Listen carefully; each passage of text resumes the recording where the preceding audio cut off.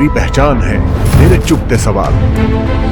दिखाऊंगा आईना तो बुरा मत मानिएगा, होगा हर छोटी बड़ी खबर पर तबसरा, पूछूंगा सबसे सख्त सवाल।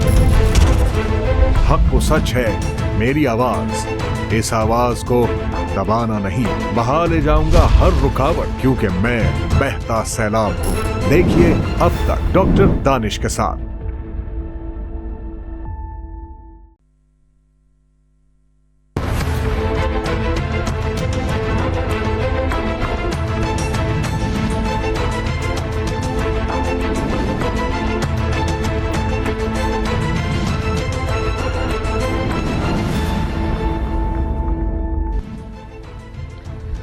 नाज़रीन अस्सलाम वालेकुम। अब तक डॉक्टर दानिश के साथ हाजिर हैं। आज का एक बड़ा ज़बरदस्त बयान है आर्मी चीफ का, और शायद कुछ लोग ये सवाल उठा रहे थे कि क्या फ़ौज, आर्मी चीफ ने जो एक बेड़ा उठाया है पाकिस्तान में दो चीज़ों का, कि एक मुआशी जो आपकी सरगर्मियाँ हैं, ख़ास तौर पे जो सरमायाकारी है, वो उसके ऊपर भरपूर तवज्जो दी जाएगी, और तकरीबन $100 बिलियन की बात की जा रही है। तो उस सरमायाकारी से यकीनन पाकिस्तान की मईशत को बहुत संभाला मिलेगा। एक पूरी क़ुव्वत से आर्मी चीफ अस्करी क़यादत के साथ पिछली हुकूमत और मौजूदा हुकूमत के साथ काम कर रहे हैं। दूसरा, उन्होंने क्रैकडाउन्स किया हुआ है उन लोगों पर जो गैर कानूनी मुआशी सरगर्मियों में शामिल हैं, और इस सिलसिले में यकीनन आपको पूरे पाकिस्तान में मिल रहा होगा कि किस तरीके से ज़ख़ीरा अंदोज़ों के ख़िलाफ़ कार्रवाई हो रही है, स्मगलरों के ख़िलाफ़ कार्रवाई हो रही है, डॉलर्स के हुंडियन हवालों वालों के साथ कार्रवाई होगी, land mafia, drug mafia, water tanker mafia और बड़े बड़े माफियाज के ख़िलाफ़ कार्रवाई हो रही है। लेकिन एक शायद तासुर आया है कि क्या रुक गया है, क्योंकि ख़ासतौर पर बिज़नेस कम्युनिटी और अवाम इस पे बड़े पुरुमीद हैं जो हालात है।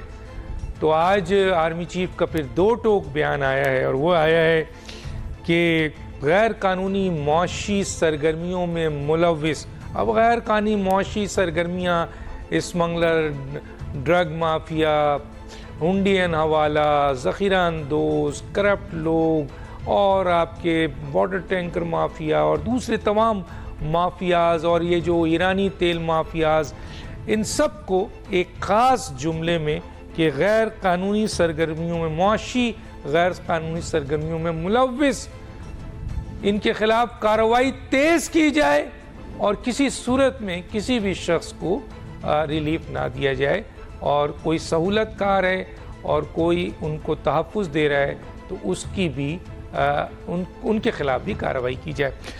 तो ये इस वक्त आज का बयान है। और फिर हम एक गैलप सर्वे देखते हैं। गैलप सर्वे है, बहुत से लोग उससे मुत्तफ़िक़ होते हैं, बहुत से लोग नहीं होते हैं, बहरहाल सर्वे होता है। हम उस सर्वे को सामने रखते हैं, फिर अपने मेहमानों से बात करेंगे। फ़ौज की मकबूलियत 88% है पूरे पाकिस्तान में। अगर आप गैलप सर्वे पढ़ें उसमें तो 90% पंजाब में है, बलूचिस्तान में कम है, लेकिन तकरीबन ओवरऑल पाकिस्तान में 88% इस वक्त मकबूलियत है मौजूदा इस वक्त फ़ौज के इस अस्करी क़यादत को, इस फ़ौज को जो काम कर रही है 88%। और सियासतदानों पर जो हम पिछले दिनों डिस्कस कर रहे थे, बिजनेसमैन से और आवाम से भी बातचीत हो रही थी और अपने मेहमानों से भी बात हो रही थी कि इतनी बुरी तरीके से महंगाई 3 साल 7 माह रही, फिर ये अभी 16 महीने में भी यही हालात थे, और 76 साल में आवाम के मसाइल हल नहीं हुए उस तरीके से, और आवाम अब तबाही के दहाने पे है। मिडिल क्लास ख़त्म हो चुकी है, या तो अमीर तबका है या गरीब से गरीब तबका है। चुनांचे आवाम का एतमाद सियासी जमातों पे या सियासी कायदीन पे वो नहीं नज़र आ रहा था। इलेक्शन के हवाले से ना बिजनेसमैन ना आवाम उस तरीके से उनकी पजीराई मिल रही थी। चुनांचे गैलप सर्वे ने भी सियासतदानों को जो मकबूलियत दी है वो 39%, यानी 39% जो है वो सियासतदानों पे लोगों ने एतमाद किया है।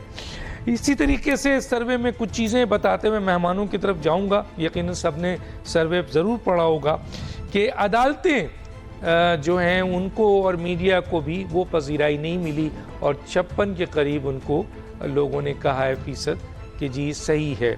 और इलेक्शन कमीशन आज़ादन खुद मुख्तार इदारा जो इलेक्शन कराएगा इस मुल्क में, उसको कौम यानी मुल्क के अवाम 42% सही मानते हैं। पार्लियामेंट जो जमहूरियत की माँ कहलाती है, यानी जमहूरियत का बेस कहलाता है, लेकिन जिस किस्म की पार्लियामेंट में हमने देखे हैं गुज़िश्ता चंद सालों में पार्लियामेंट का असर और वहाँ मौजूद लोग, और उन्होंने अपने लिए जो आईनी तरमीम की है और आवाम के लिए कुछ नहीं किया, और इस पार्लियामेंट में आने वाले ज़्यादातर लोग सरमायादार, जागीरदार, आपके वडेरे, बदमाश, बड़े बड़े करप्ट माफिया के लोग आते हैं। तो चुनांचे आवाम पहचान गई है, इसलिए उस पर एतबार नहीं किया और 47% उसको दिया है। और इसी तरीके से पुलिस का दर्जा भी काफ़ी कम रखा गया है। ये सूरत हाल है हम इसके ऊपर। और एक चीज़ जो मैं यहाँ ज़रूर बताना चाहूँगा कि चेयरमैन पीटीआई यानी इमरान खान साहब को तकरीबन 58% लोगों ने उनके लिए पॉजिटिव बात की है, और दूसरे नंबर पर जो अवाम की तादाद ने जिस शख्सियत की पजीराई की है वो तहरीक लब्बैक के साथ रिजवी हैं। अच्छा, ताज्जुब की बात यह है कि बिलावल भुट्टो की तवज्जो अवाम इस गैलप में हासिल करने से ना कर सकी, और एक बड़ी चेंज देखने को मिली कि मियां नवाज शरीफ साहब को 41% और शहबाज शरीफ साहब को 43% लोगों की पजीराई है। मेरे साथ जो मेहमान हैं उनका तारुफ कराते हैं। जवाद अहमद, चेयरमैन बराबरी पार्टी पाकिस्तान, आपका बहुत शुक्रिया सर, आपने ज्वाइन किया। अब्दुल्ला गुल साहब, चेयरमैन तहरीक जवान पाकिस्तान दिफाई तज़कियाकार, आपका बहुत शुक्रिया।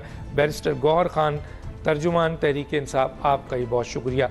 जवाद अहमद साहब की तरफ आता हूँ। जी जवाद अहमद साहब, आपके सामने पाकिस्तान की सियासी सूरत हाल है, बिल्कुल क्लियर है, आपसे बेहतर कौन जानता है, आप मुसलसल लड़ रहे हैं इस चीज़ के लिए। अब ये सर्वे भी है, इधर कार्रवाई भी है, इधर आर्मी चीफ की और निगरान हुकूमत की क्रैकडाउन्स भी है, और मईशत के लिए सरमायाकारी की उम्मीद भी है। बिजनेसमैन 120 बिजनेसमैन ने जो मुलाकात में स्टेटमेंट दी थी वो यही नज़र आ रही है जो गैलप सर्वे में है।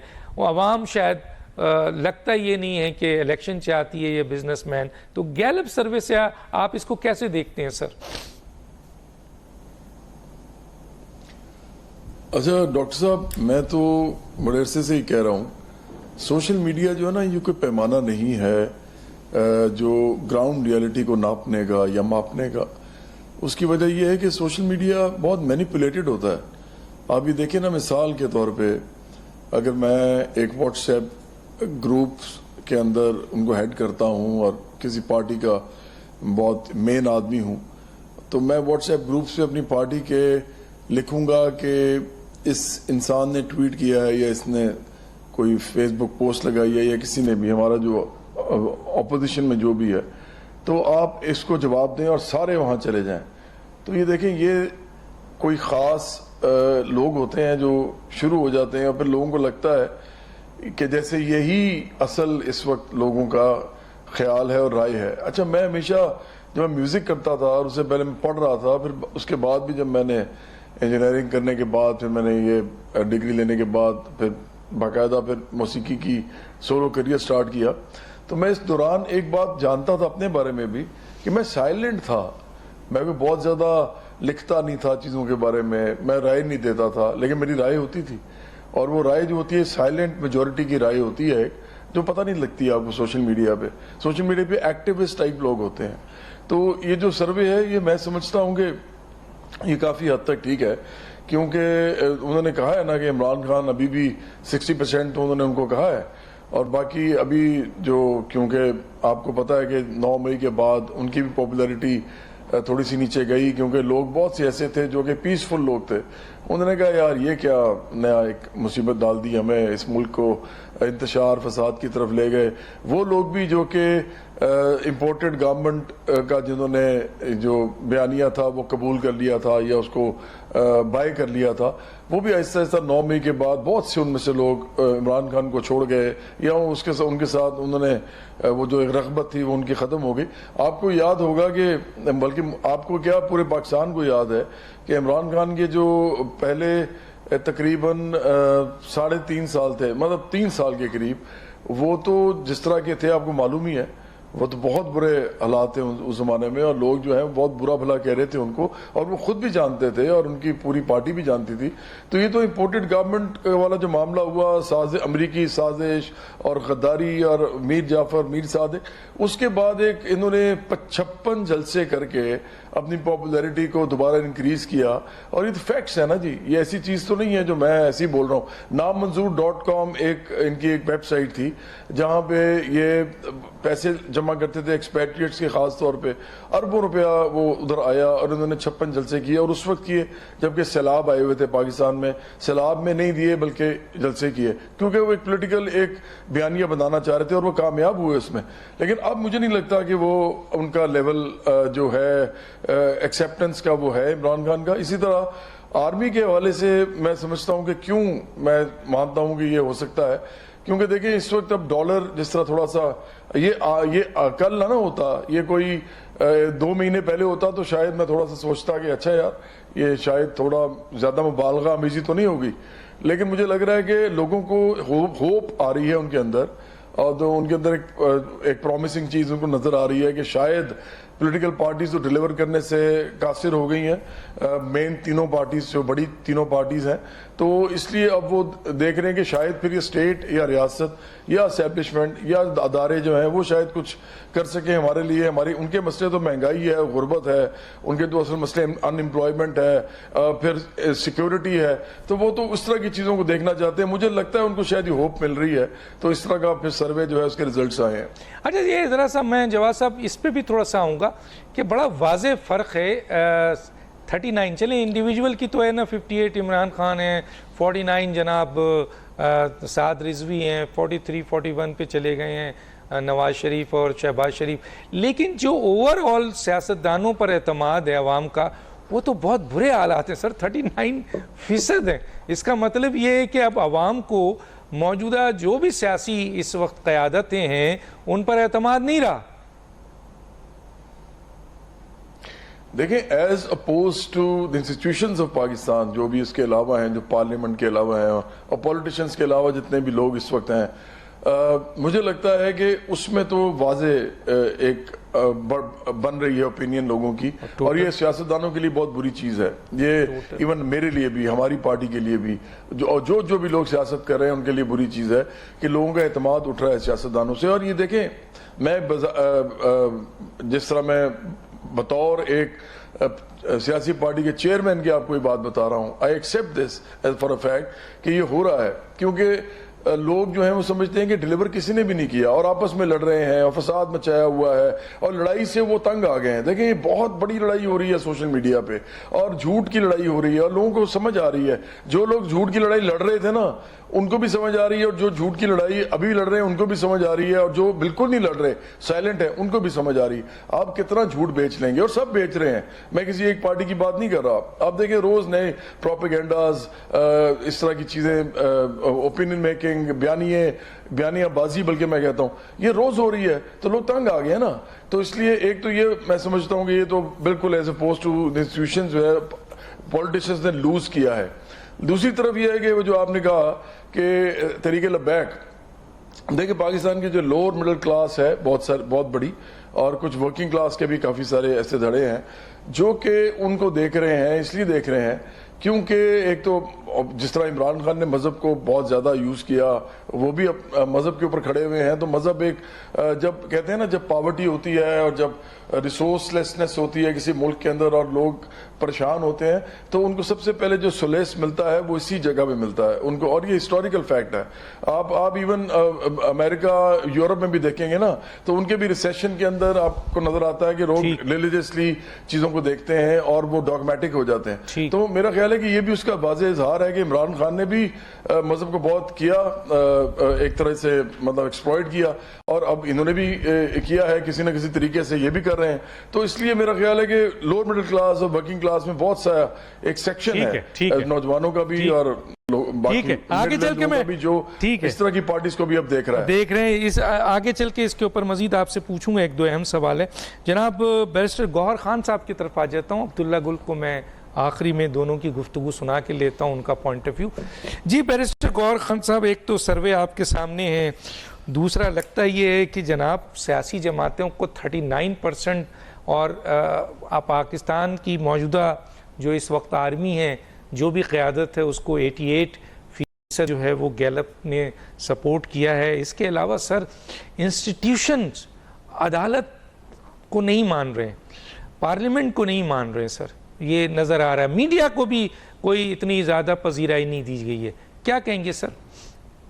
डॉक्टर साहब, मैं पहले अर्ज करता हूँ जिस तरह जवाद साहब ने फरमाया कि इसमें तो एक मार्जिन तो होता है एरर का 5%, 2%, 4%, लेकिन ये ऐसा नहीं होता। इसकी बड़ी प्रॉपर एक पैरामीटर सेट होते हैं, मुख्तलिफ जगहों में जाते हैं, ऑल वॉक ऑफ लाइफ को लोगों की ओपिनियन लेते हैं और सब्जेक्ट वाइज लेते हैं। तो जहाँ तक आर्मी का ताल्लुक है, ये आर्मी का हमेशा से रहा है पाकिस्तान में और लोग सारे सपोर्ट करते हैं। उस हिसाब से अगर आप देखिए इदारों की तरफ से तो जुडिशरी भी सबसे ज्यादा लोगों ने एतमाद किया है, जिसका मतलब नहीं और हमेशा ऐसा रहेगा।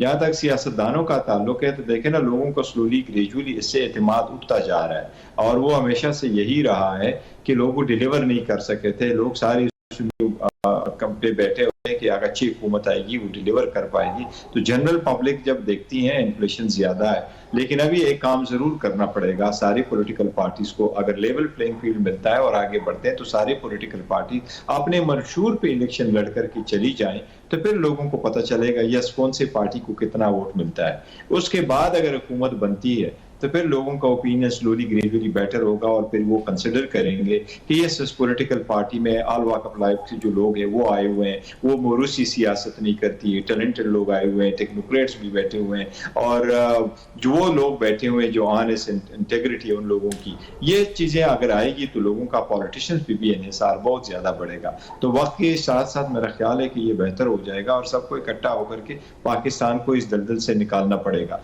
अब ये देखो जो काम है इस वक्त, जिस तरह आपने इब्तिदा में जिक्र किया कि डॉलर की कीमत से रिलेटेड तो होना तो चाहिए, लेकिन डॉलर की कीमत अगर नीचे आ रही है और हम सब चाहते हैं कि हम देखें डॉलर 200 पे चला जाए, 250 पे चला जाए, लेकिन ये इकानमी की बेहतर होने का कोई चांस नहीं है। अगर इकानमी की बेहतरी की तरफ ये कोई इकदाम होता तो फिर चाहिए कि डॉलर के साथ साथ पाउंड के प्राइस भी नीचे आ जाए और रियाल वगैरह कभी आ जाए। तो कुछ ऐसे इकदाम हैं जो वक्ती तौर पे हैं। मैं समझता हूँ सर पाउंड नीचे आ गया और रियाल, पाउंड भी नीचे आ गया, रियाल भी नीचे आ गया है और इन्फ्लेशन रेट जो है महंगाई का वो भी नीचे आ गया है सर। तो ये अच्छी बात है सर। एज ऑफ टुडे अगर आप देखें तो अगर आप कंपेयर करें जिस परसेंटेज से डॉलर का आ गया है तो बाकी बढ़ा हुआ है, कम नहीं हुआ है। नहीं कम हुआ है सर। मैं यहाँ उज्जत करूंगा बैरिस्टर गौहर खान साहब, मैं आज ही अभी थोड़ी देर पहले ही मैं पाउंड को देख रहा था, पाउंड जो है वो नीचे आ गया है सर। अगर आप कहें तो मैं कोट कर देता हूँ, मैंने अभी देखा भी है। आपकी बात दूसरा रियाल को भी, रियाल भी आ गया और ये भी महंगाई भी नीचे आई है। तो हालात अच्छाई की तरफ तो जा रहे हैं सर। अल्लाह करे, मैं तो कह रहा हूँ अल्लाह करे कि नीचे आए, लेकिन ये नहीं, जिन लोगों ने डिलीवर करना है इसके लिए एक स्टेबल हुकूमत चाहिए और सख्त पॉलिसियां करनी होगी। लेट्स सपोज हम अभी कहते हैं तो IMF तो जमाने से कह रही है ये सब्सिडीज खत्म करें। सब्सिडीज के भी हज पे भी करने पे भी कभी कोई सब्सिडी देता है, तो हम तो ये सब्सिडियां देते रहे और फिर आपने वो कर भी नहीं दिया, आपने शुगर पे भी सारी सब्सिडियां दी, वो भी लोग काफी बैठे। तो ऐसे तो अकाउंटेबिलिटी होगी, ट्रांसपेरेंसी होगी और वो लोग डिलीवर करने के लिए बैठे होंगे जो रियल नुमाइंदे होंगे और वो जिनकी इंटेग्रिटी है और स्ट्रांग पॉलिटिकल एफिलिएशन हो और लोगों का सपोर्ट हो उनको लिए सख्त डिसीजन करने के लिए। अच्छा सर, एक बात और यहाँ पे पूछना, एक और चीज पूछना चाहूंगा इंटरेस्ट के लिए ना एक, हाँ बिल्कुल पर्सनल इंटरेस्ट के लिए नहीं, बड़ी अच्छी बात की, लेकिन एक और सवाल पूछना चाहूंगा कि सर इलेक्शन कमीशन पे 42% लोगों ने एतबार किया, इलेक्शन कमीशन जिसने इलेक्शन कराना है। दूसरी तरफ आप भी कहते हैं, पीपल्स पार्टी भी कहती है, दूसरी सियासी जमातें भी कहती हैं कि हमें तो प्लेइंग फील्ड ही नहीं मिल रहा है। कोई लेवल प्लेइंग फील्ड की बात कर रहा है, कोई प्लेइंग की कर रहा है और निगरां हुकूमत जो है वो टोटल इल्ज़ाम है कि ये बी टीम है नून लीग की। तो सर अगर इलेक्शन कमीशन पे आवाम का एतमाद ये है और निगरां हुकूमत जो है वो बी टीम है आप कहते हैं, तो फिर इलेक्शन के रिजल्ट्स को कैसे मानेगी ये आवाम? देखिए, एक इलेक्शन का इसका मकसद ये है कि इलेक्शन कमीशन को अपने इंडिपेंडेंस मजीद शो करना पड़ेगा और इंडिपेंडेंस उसमें ऐसे इकदाम करने होंगे जिससे लोगों का एतमाद बढ़ सके कि जो इलेक्शन कमीशन है वो एक इंडिपेंडेंट इदारा है और जो भी ये एक्शन करते हैं ऑन इट्स ओन करते हैं। जिस तरह इंडिया के कमीशन पे सारे लोगों को एतमाद होता है, मैं समझता हूँ केयर टेकर गवर्नमेंट की बड़ी जिम्मेदारी है कि वो इंफ्रास्ट्रक्चर प्रोवाइड करे इलेक्शन कमीशन को, और इलेक्शन कमीशन की जिम्मेदारी है कि वो free and fair and transparent election कराए। यही केयर टेकर हुकूमत की जिम्मेदारी और इसके लिए लेवल प्लेइंग फील्ड ऐसे ही प्रोवाइड करना, सबको एक जैसे मौके मिलने। आज मैं आपको बताऊं, आज करक में जलसा था, पीटीआई को जलसा नहीं करने दिया गया, एएनपी अपना जलसा कर बैठा। तो ऐसे तो नहीं मुमकिन है कि आप एक पार्टी के वर्करों, सपोर्टरों, लीडरों और उनकी जो लीडरशिप है उनको जेल में रखे या उन पे नए केसेस बनाए, और दूसरी तरफ आप जिस तरह नवाज शरीफ का आप ले लें कि आप कहते हैं यह सही फरमा रहे कि ये मौजूदा हुकूमत पहले की एक्सटेंशन है। मियाँ साहब को तो वेलकम किया जाए, 21 अक्टूबर को वो आ भी जाए, उसको वेलकम भी करे, वो जलसा भी करे, उसको पकड़ा भी न जाए, तो उसकी कोई डिस्क्वालिफिकेशन भी खत्म हो, वो पार्टिसिपेट भी करे इलेक्शन में, उसकी पार्टी भी पार्टिसिपेट करे। लेकिन दूसरी तरफ एक और पार्टी उनकी, इससे मैं समझता हूं हम मुल्क और कौम के साथ अच्छा नहीं कर रहे। सारे पॉलिटिकल पार्टी को लेवल प्लेइंग फील्ड मिलना चाहिए, सब जाएं और ये हक हुक्मरानी अवाम का है और अवाम अपने वोट के जरिए फैसला करे वो किसको पसंद। बहुत सही बात की, मैं आगे चलूंगा। कोलिशन गवर्नमेंट भी बनती है तो बनने चाहिए। तो क्या मैं अभी आगे आपसे सवाल करूंगा इस हवाले से। जनाब अब्दुल्ला गुल साहब, सर्वे आपके सामने है, सियासतदानों की पोजीशंस है, इदारों की पोजीशंस है, आर्मी की पोजीशंस है, उनके काम है, मौजूदा जो इस वक्त काम है, और आज भी उनकी बड़ी डोटोक स्टेटमेंट है आर्मी चीफ की। क्या कहेंगे सर? बिस्मिल्लाहिर्रहमानिर्रहीम। शुक्र साहब, देखें बात यह है कि अफवाज पाकिस्तान की मकबूलियत जो थी वो कभी भी कम नहीं हुई, और ये गैलप सर्वे जो है ये जुलाई का है, और जुलाई का मतलब ये है कि ये भी हालिया का सर्वे है और इसकी मुख्तलिफ सैम्पलिंग होती है बड़े तरीके से। और गैलप का कोई ये सर्वे पहला नहीं है, पाकिस्तान में और गैर मुल्कों में इसकी बड़ी मकबूलियत है और इसकी बुनियाद को कोट किया जाता है बाकायदा। तो इसकी जो मकबूलियत की वजूहात हैं वो जानना बड़ा ज़रूरी हैं, चाहे वो तबते सहरा हों, अगर वहाँ कोई तक आफत आती है तो अफवाज पाकिस्तान, चाहे वो डोली जो है वो बटग्राम के अंदर टूट जाए तो अफवाज पाकिस्तान, चाहे वो जलजला हो तो अफवाज पाकिस्तान, सैलाब हो तो अफवाज पाकिस्तान, टिड्डी दल हो तो अफवाज पाकिस्तान, कोविड हो तो अफवाज पाकिस्तान, यानी कि अगर बैरूनी रिलेशनशिप हो तो अफवाज पाकिस्तान, दहशत गर्दी के ख़िलाफ़ जंग हो तो अफवाज पाकिस्तान, जब कहीं किसी ने अपने तनख्वाह कटवानी हो तो वो अफवाज पाकिस्तान, तनख्वाह काट के लोगों का जब भी कोई मुश्किल आई उसके अंदर अपनी तनख्वाह को डोनेट किया गया। एक सिपाही से लेके एक आर्मी चीफ तक ने डोनेट किया, ये कोई नई बात नहीं है। इसी तरीके से खुफिया जंग लड़नी हो तो अफवाज पाकिस्तान, जब चीन बात हो तो आपको पता है कि चीन, मैं सफारतकारों से रोज़ाना मिलता हूँ, मुझे मालूम है कि जो गारंटीज़ हैं अफवाज पाकिस्तान की मांगी जाती है। सेंट्रल एशिया है तो अफवाज पाकिस्तान, आज़रबाईजान है तो अफवाज पाकिस्तान, तुर्किया है तो अफवाज पाकिस्तान। दे देना अफवाज पाकिस्तान को सर, क्या जरूरत है इन लोगों को? 39% अवाम, यहाँ ये बात नहीं हो रही, नहीं, यहाँ ये बात नहीं हो रही। बात ये हो रही है कि ये मकबूलियत की बुनियाद जो है वो उनकी कारकर्दगी की बुनियाद के ऊपर है, उनकी कमिटमेंट टू कॉज है, क्लैरिटी ऑफ विजन की बुनियाद के ऊपर है, करेज के बुनियाद के ऊपर है। ये वो बातें हैं जो कि बिल्कुल रियलिटी बेस्ड हैं। जब शहादतें देने का वक्त आता है तो भी रोज़ाना, आज दहशत गर्दी की जंग में ना मेरा बेटा लड़ रहा है, ना आपका बेटा लड़ रहा है, ना हमारे ये दोनों भाई जो हैं बैठे, इनका कोई आगे नहीं कर रहा। तो इसका मतलब यह है कि अफवाज पाकिस्तान की मकबूलियत जो है, और फिर उनका लोअर मिडिल क्लास घरानों से आना, मिडिल क्लास घरानों से आना, ये हैं वो बुनियादी वजूहात। अब जो दूसरा इशू आता है वो है कि जो इसके अंदर दूसरे इदारों का बताया गया। देखिए ना, अदलिया जब उसके 58,000 केसेस पेंडिंग होंगे और लोगों का जो है मसाइल हल नहीं होंगे तो जाहिर है फिर इस बुनियाद के ऊपर उनको पजीराई तो नहीं मिलेगी ना। डैम भी आपको याद है बन रहा था, फिर वो डैम फंड के अंदर जो है वो हमारे तो पैसे सारे रोल गए ना। बात तो ये है है रियलिटी की, अब अगर टफ रियलिटीज है। फिर इसी तरीके से हमने सियासत की नज़र भी होते देखा बंदयाल साहब के दौर में कि किस तरीके से सियासत के अंदर और एक अदलिया जैसा मौजूद इदारा जो है वो किस तरीके से लोगों की नुक्ताचीनी का मरकज और महवर बन गया, और खुलेआम, यानी कि अभी वो चीफ जस्टिस थे लेकिन खुलेआम जो है वो लोगों ने क्रिटिसाइज शुरू कर दिया था मीडिया के ऊपर। तो ये जो बेतौकीरी हुई 140वें नंबर के ऊपर जो दुनिया में आए, तो ये मैंने तो नहीं लाए थे ना, ये मेरे सर्वे की रिपोर्ट तो नहीं है कि हमारी अदलिया 140वें नंबर पे क्यों आ गई। हमारी अफवाज पाकिस्तान जो है हर बार, क्या वजह है कि वो चाहे इंटरनेशनल मुकाबले हों, चाहे वो आपके चीन के हवाले से हों या किसी और हवाले से, शूटिंग कंपटीशन है तो अफवाज पाकिस्तान जीत के आती है। अगर जो है वो पता चलता है कि 149 कंट्रीज में बरतानिया में 2 साल से अफवाज पाकिस्तान नंबर 1 आ रही है, कोई वजूहात तो हैं। ISI को दुनिया की नंबर 1 इंटेलिजेंस एजेंसी कहा जाता है, तो फिर कोई खास वजूहात होंगी ना। यानी कि मेरिट और अकाउंटेबिलिटी अगर किसी भी मुआशरे में, किसी भी इदारे के अंदर अपनाया जाए, और पाकिस्तान के ही लोग हैं, कहीं बाहर से तो इंपोर्ट नहीं किए हुए, अगर यही बाकी भी मुआशरे के अंदर लोग आ जाएं। अब जो खान साहब की मकबूलियत के हवाले से जो बातचीत है उस पर अगर आप गौर करें कि ये अभी बैरिस्टर साहब बोल रहे थे, मैं बड़े काबिल एहतराम है, लेकिन आपको याद है कि अगर लेवल प्लेइंग फील्ड और जलसे करने की इजाज़त है तो लब्बैक की बात अभी हुई थी, तो लब्बैक को जलसा करने की इजाज़त तो यकीनन दी होगी। चौक यतीम खाना में जो हुआ, क्या वो आप भूल गए हैं या मैं भूल गया हूं, या हमें याद आ नहीं रहा। फिर दूसरी बात, लेवल प्लेइंग फील्ड के ऊपर बात कर लेते हैं, हालांकि ये मकबूलियत के हिसाब से तीसरी बड़ी जमात थी जिसने इलेक्शन के अंदर सबसे ज़्यादा वोट लिए थे, तो उसके साथ जो लेवल प्लेइंग फील्ड दी गई, तो काश ऐसी लेवल प्लेइंग फील्ड सबको दी जाए। तो फिर आज जब जो आप करेंगे वो भुगतेंगे तो सही। तो अब जो आ जाती है बात, लोगों की उम्मीदें थी। आपको याद है कि 3 महीने के अंदर पहले 90 दिन में $200 बिलियन हमने लोगों के मुंह पे मारने थे, और उसके बाद जो है वो बहुत सारे काम करने थे, लेकिन फिर उसके बरक्स हुआ और 90 दिन के बाद ये फैसला हुआ कि जी ये सिस्टम नाकाम हो गया, और उसके बाद खुद PTI की क़यादत और उनके लोगों की जानिब से जो है एक सदारती निज़ाम की सदा जो है वो बुलंद होना शुरू हो गई। उसके बाद जो लोग करप्शन के ऊपर, जो उनके वजीर थे जिनको नाअहली और करप्शन की बुनियाद पे, जिनके अंदर जो है कियानी साहब और दीगर जैसे लोग मौजूद थे जिन्होंने दवाइयों की कीमतों को 550% इजाफा कर दिया, वो तमाम वो लोग थे जिनको बजाय इसके कि सजा मिलती, उनको जो है दूसरी मिनिस्ट्री दे दी गई।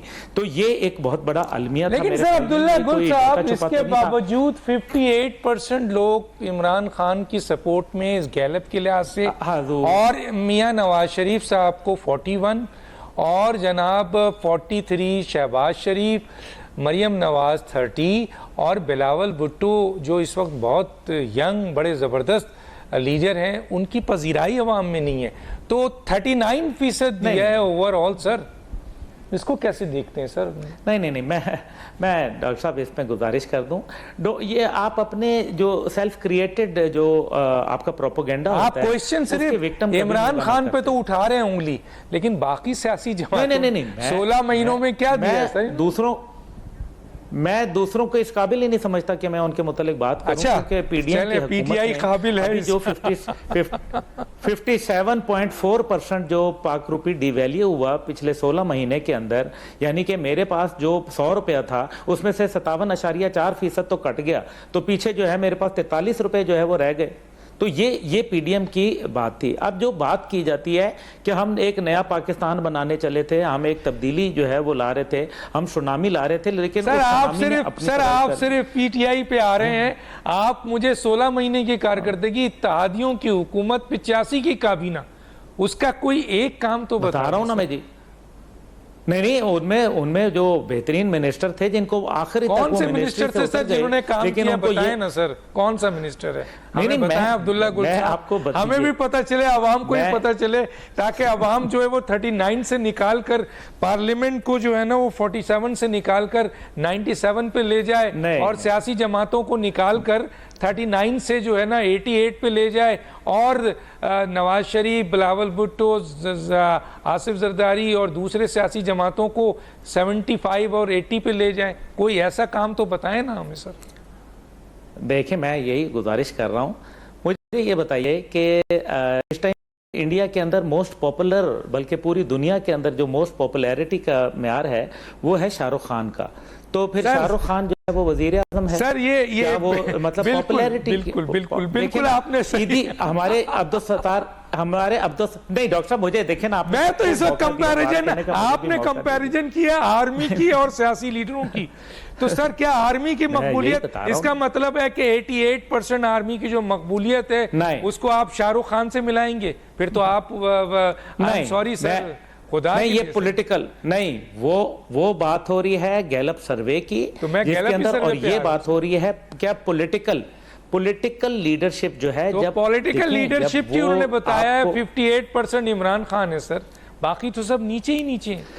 डिलीवर, मैं ये पूछ रहा हूं कि डिलीवर क्या, ठीक है ना, रेटोरिक के ऊपर बात नहीं करेंगे, मैं आगे बात करूंगा। 1,25,000 रुपया, सुन ले 1,25,000 रुपया फी कस जो था वो हमारे ऊपर कर्जा था जब इमरान खान साहब आए, और जिस दिन वो गए उस दिन 2.5 लाख थे। डॉक्टर साहब इन स्टैटिस्टिक्स को ना आप इमरान खान की 3 साल की 7 माह हुकूमत इंतहाई वर्ष रही, मैं मानता हूं, चले मान लेता हूं, तो मान रहे सर 16 महीने तो उससे भी बुरी रही ना। तो फिर सर, फिर आपका सिर्फ जो आपकी फायर जो है वो टारगेट सिर्फ वो पीटीआई बेचारी क्यों है सर? और नहीं भाई, मैं डॉक्टर साहब मैं कोई किसी का तर्जुमान नहीं हूं, मैं तो बोल रहा हूं कि मैं ये समझता हूं कि पीडीएम वाले इस काबिल नहीं थे कि मैं उनके ऊपर गुफ्तगू लेकिन करूं। सर तो बोले जरूर पीडीएम, ऐसा ना करें सर, उनके बारे में भी बोले थोड़ा सा। मैं ब्रेक पे जा रहा हूं, मैं वापस एक ब्रेक पे जा रहा हूं, छोटा सा ब्रेक लेते हैं फिर वापस आते हैं।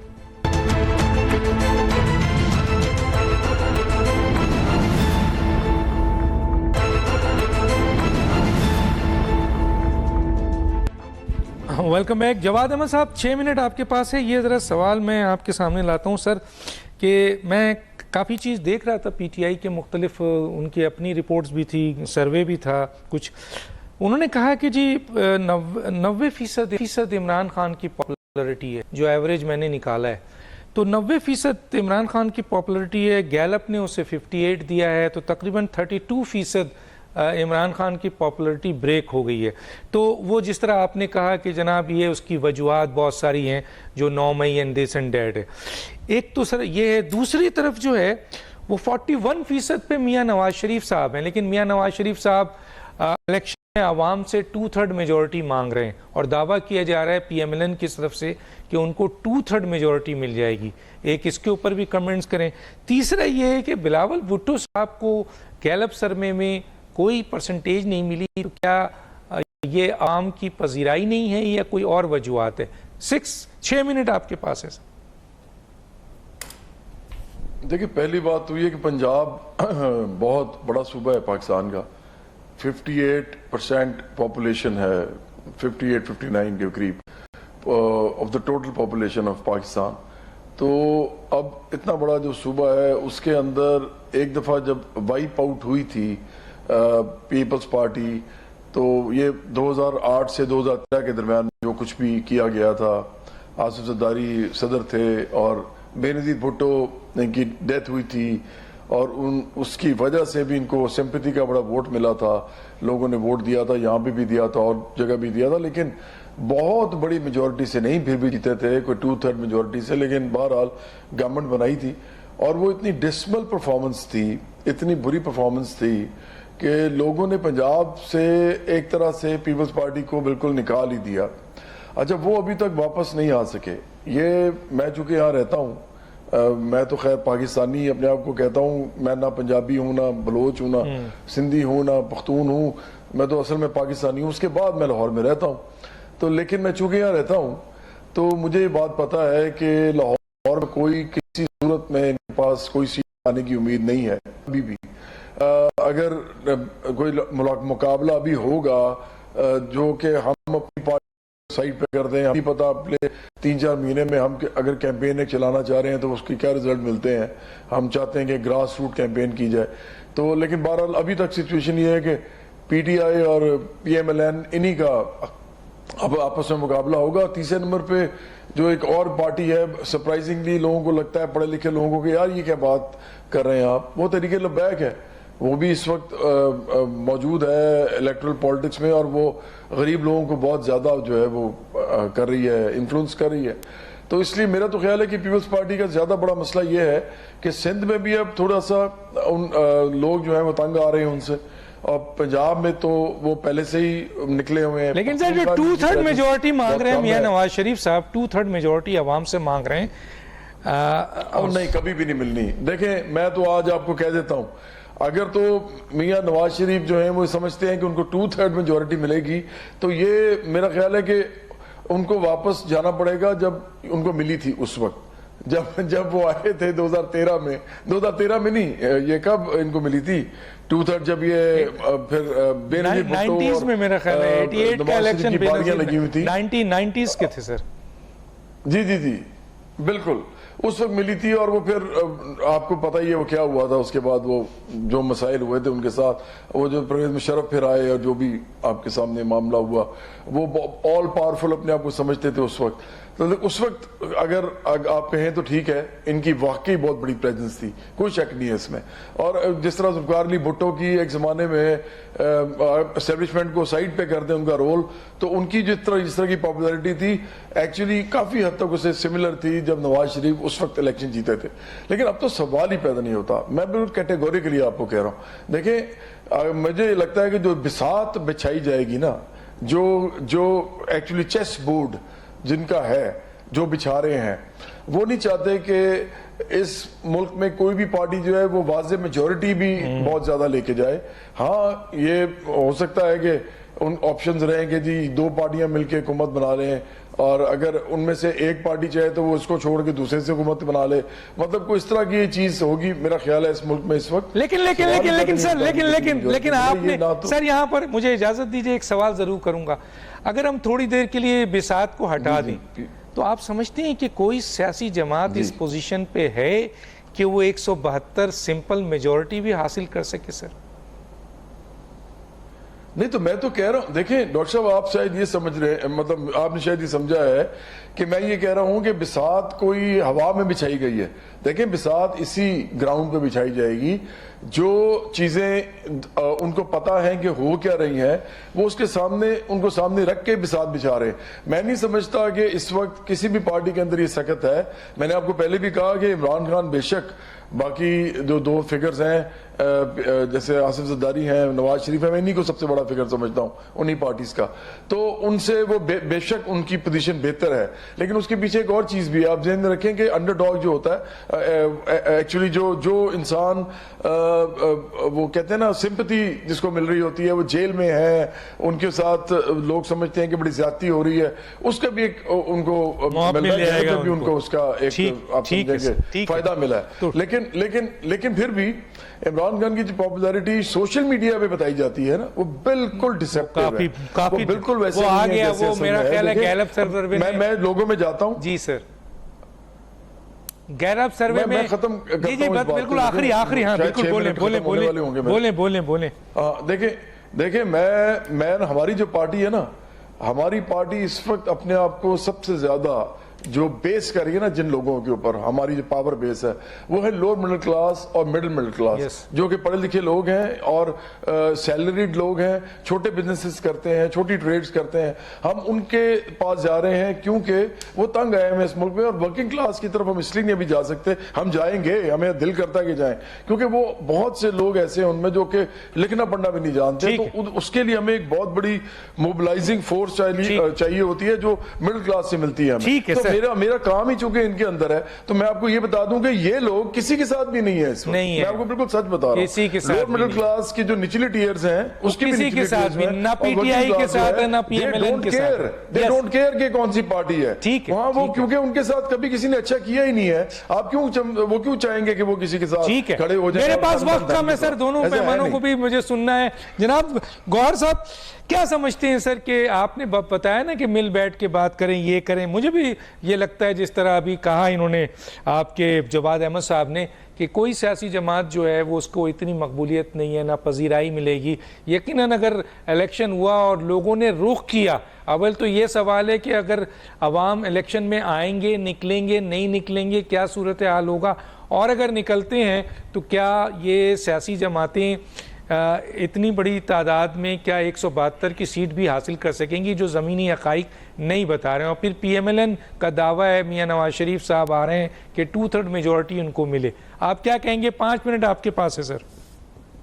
मैं समझता हूँ डॉक्टर साहब, अगर free and fair election commission ने करवा लिया और हो गए तो इंशाल्लाह ताला मुझे उम्मीद है कि PTI मोस्ट डेफिनेटली लेगी। आप तो 170 की बात कर रहे हैं, मैं समझता हूँ इंशाल्लाह ताला 228 चाहिए 2/3 मेजॉरिटी के लिए, वो ज्यादा होगी।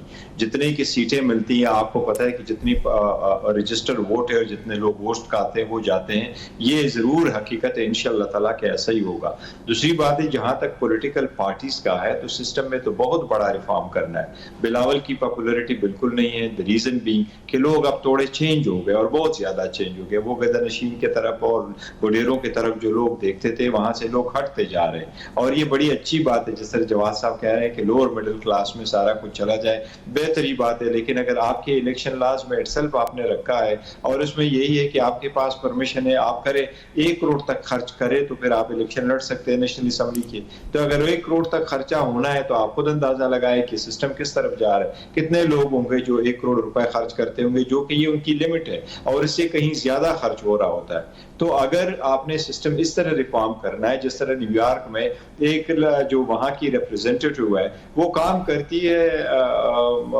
कॉफी शॉप्स में, तो ऐसे लोगों का आप लेके आना है। और अरे सर, मुझे एक सवाल, मेरा एक सवाल है, मुझे थोड़ा सा आगा, मुझे थोड़े से एजुकेट कर दें सर। आपने कहा कि आप सिंपल मेजॉरिटी से भी ऊपर जाएंगे, यानी 172 से भी ऊपर जाएंगे, 228 समथिंग।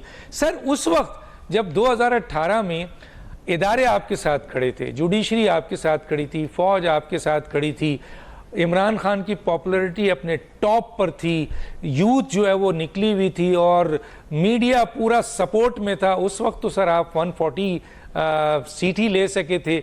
और आप पर इल्ज़ाम भी है कि ये सारे लोगों ने आउट ऑफ वे जाकर आपको वोट डलवाया, 70 लाख वोट आपको दिए गए, तब भी 140 की सीट थी। सर अब आप ऐसे हालात में दावा कर रहे हैं कि 228 सीट ले लें, इस पे सर 1 मिनट आपके पास है, फिर मैं जाऊंगा अब्दुल्ला गुल साहब। डॉक्टर साहब सियासत में एक हफ्ता भी बहुत बड़ा होता है, और अगर आप सिर्फ इलेक्शन कमीशन के फैक्ट्स एंड फिगर उठा लें तो मोर देन 3 करोड़ के करीब वो जो यंगस्टर है वो रजिस्टर हुए हैं। तो हालात 5 साल में बहुत ज्यादा फर्क आया हुआ है, बहुत ज्यादा फर्क आया हुआ है। और इंशाल्लाह ताला ये इस तरीके से होगा अगर इलेक्शन फ्री एंड फेयर हुए, जिसके मुझे थोड़ा ये जरूर है। सर ये पॉपुलैरिटी तो नीचे आ गई ना सर, 90% से पॉपुलैरिटी नहीं आई, 58 पे आ गई सर।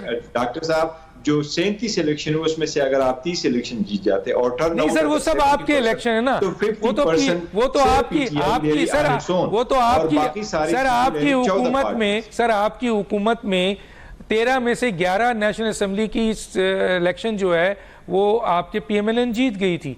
आपकी हुकूमत में ज़्यादातर सीटें आपने वो जीती हैं जो आपने छोड़ी थी, और इमरान खान साहब तो 2 सीट लूज भी किया। मैं इस पे नहीं जा रहा, मैं तो कह रहा हूँ सर 90% जो आपकी पॉपुलैरिटी थी वो अब 58 पे है। तो आप कैसे कह रहे हैं कि लोग अब आपको ज़्यादा वोट देंगे? एक लाइनर जवाब सर, एक लाइनर।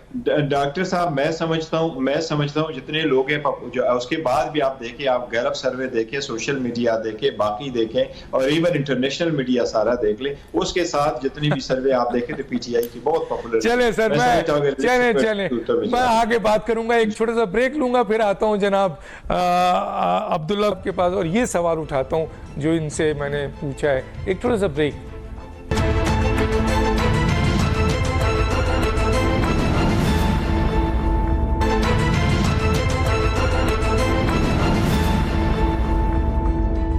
वेलकम बैक जी। अब्दुल्ला गुल साहब, ये 2 चीज़ तो हमें ज़रूर समझाइए।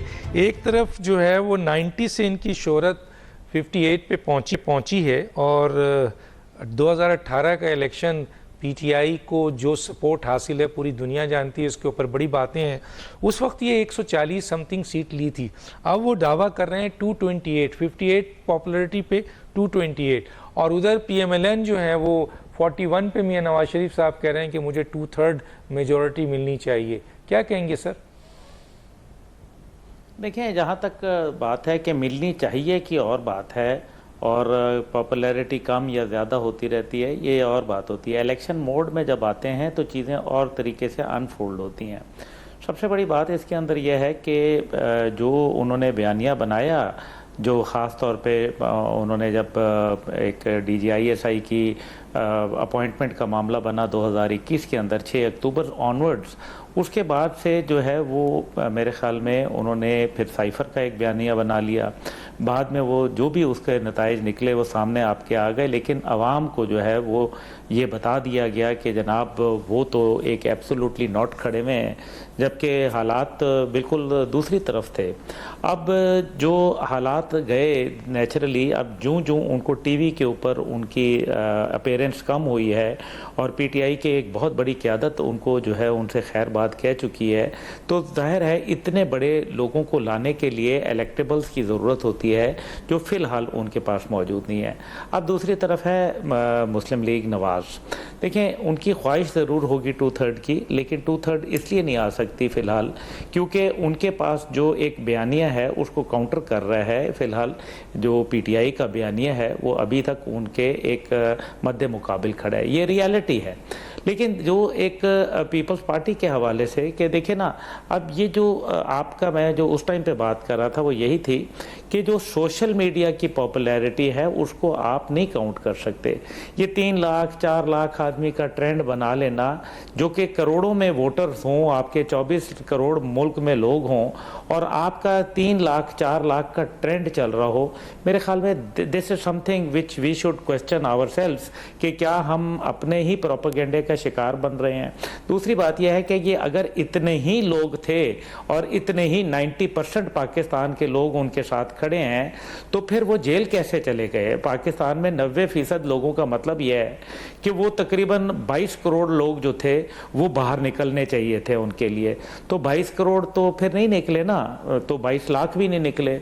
तो ये मसला यहाँ ये आ जाता है। अब जो दूसरा मसला है वो सबसे बड़ा ये है कि लोगों का एतबार इस निज़ाम तर्ज़ जमहूरियत के ऊपर से ख़त्म हो गया। लोग जो है इस जमहूरियत से जो है वो किनारा कर रहे हैं। वो ये चाहते हैं कि उनके जो बुनियादी मसाइल हैं वो हल हों, और वो ये जमहूरियत पिछले जो 20 साल में हमने देखी है, हर आने वाली हुकूमत जो है उसने पहले वाली हुकूमत से ज़्यादा बुरा परफॉर्म किया। यानी कि जब जरदारी साहब के हवाले से आया मामला तो लोगों ने जान छुड़ा ली और दुआ की, शुक्र है जरदारी चला गया। उसके बाद लोगों ने कहा कि नहीं, इससे तो बेहतर जरदारी था। फिर वो आने लगे, कहने लगे कि जी इससे बेहतर तो वो था। और अब जो है पीडीएम के मुकाबले में आपको खुद ही याद है कि मार्च 2022 से पहले कई ऐसे पीटीआई के जो बड़े एमएनए एमपीए थे जिनको पुलिस ने बाकायदा रेस्क्यू किया अपने हलकों से, क्योंकि लोग उनके पीछे पड़ गए थे। और फिर उसके बाद जो 22 दिन पहले पीडीएम की हुकूमत ने 54 अरब रुपए रिलीज कर दिए कि जाएं जी ये डेवलपमेंट फंड के ऊपर। ये 54 अरब रुपए तो एक सियासी रिश्वत थी और इसके अलावा कुछ नहीं था, क्योंकि इस कलील अरसे में कोई प्रोजेक्ट नहीं हो सकता था, कोई सड़क तामीर नहीं हो सकती थी, कोई बिल्डिंग तामीर नहीं हो सकती थी, कोई ऐसा पुल नहीं तामीर हो सकता था। इसका मतलब है कि ये सियासी रिश्वत थी। इस निज़ाम से लोग तंग हैं और इसकी वजह से वो अफवाज पाकिस्तान के, चाहे वो SIFC का क़याम हो, चाहे वो पाकिस्तान फ़ौज का जो माफियाज के खिलाफ ऑपरेशन हो, जबकि आपको याद है कि खान साहब कहते रहे कि मैं माफियाज के सामने बेबस हूं, जबकि वो और फौज एक पेज पे थे। यानी कि या वो करना नहीं चाहते थे, क्योंकि फौज तो आज भी वही है और फौज ने आज माफियाज के ऊपर हाथ डाला हुआ है। तो ये जो लोग चाहते हैं कि कुछ अमलन हो, चाहे वो खान साहब कर लें, वो जरदारी साहब कर लें, वो नवाज साहब कर लें, वो फौज का कोई सरबराह कर ले, लेकिन काम होना चाहिए। लेकिन आप देखें, एक दिन में अदलिया ने अपना जो खोया हुआ इमेज था उसको बरकरार कर लिया, उसको दोबारा बहाल कर लिया जिस दिन उन्होंने लाइव टेलीविजन के ऊपर दिखाया, और पूरे पाकिस्तान में वो एतमाद बहाल हो गया। सर एक मिनट है, मैं एक सवाल रखना चाहूंगा, 1 से 1.5 मिनट है, इसका जवाब जरूर दीजिए, लोग सुनना चाहेंगे आपसे क्या आप समझते हैं कि ये जो इलेक्शन होगा, जब भी होगा, उसमें लोग निकलेंगे, वोट डालेंगे, और ज़मीनी हक़ाइक़ क्या कहती है सर? क्या इन लोगों मैं भी को कुछ बात करना चाह रहा हूँ जी इस पे। जी सीट मिलेंगी? देखिए जी, ज़मीनी हक़ाइक़ तो ये हैं, देखिए ज़मीनी हक़ाइक़ ये हैं कि अवाम इस टाइम पे सड़कों पे आने के लिए तैयार नहीं है। महंगाई ने उनकी कमर तोड़ के रख दी है, बिजली के बिल हैं, उनकी जो रोज़मर्रा के मामलात हैं, बच्चों को मैं आपको ये बता रहा हूँ डॉक्टर साहब, मुझे अच्छी तरीके से इल्म है, वो लोग जो बड़े अच्छे साहिब इस्तात हुआ करते थे, आज वो अपने बड़े बड़े स्कूलों से अपने बच्चों को उन्होंने अलहदा कर लिया है। वो जो बड़ी बड़ी गाड़ियाँ रखते थे, उन्होंने आज छोटी गाड़ियों के ऊपर आ गए हैं। आप बिलीव यू मी कि अभी हम जैसे लोगों के लिए भी मुश्किल हो रहा है अपने तो वोटर टर्न क्या होगा अब आप सर? कहते हैं कि इलेक्शन बिल्कुल आखिरी वोटर नहीं, टर्न क्या होगा? वोटर टर्न आउट नहीं होगा ना जी, इस वजह से क्योंकि वोटर टर्न आउट का मसला यह है कि अगर एक खास परसेंट से वोट नीचे चले गए, गालिबन 37 या 33% होता है, उससे अगर नीचे आया तो वो इलेक्शन नल एंड वॉइड हो जाएगा। तो आप समझते हैं कि लोग नहीं निकलेंगे? नहीं, लोग नहीं निकलेंगे? लोग फिलहाल तो नहीं निकल रहे। लोग इसलिए नहीं निकलेंगे क्योंकि लोग इन सबसे तंग आए पड़े हैं। ठीक है जी, तीनों मेहमानों का बहुत शुक्रिया। वक्त खत्म हुआ, चौक दानिश को याद दीजिए। अल्लाह हाफिज।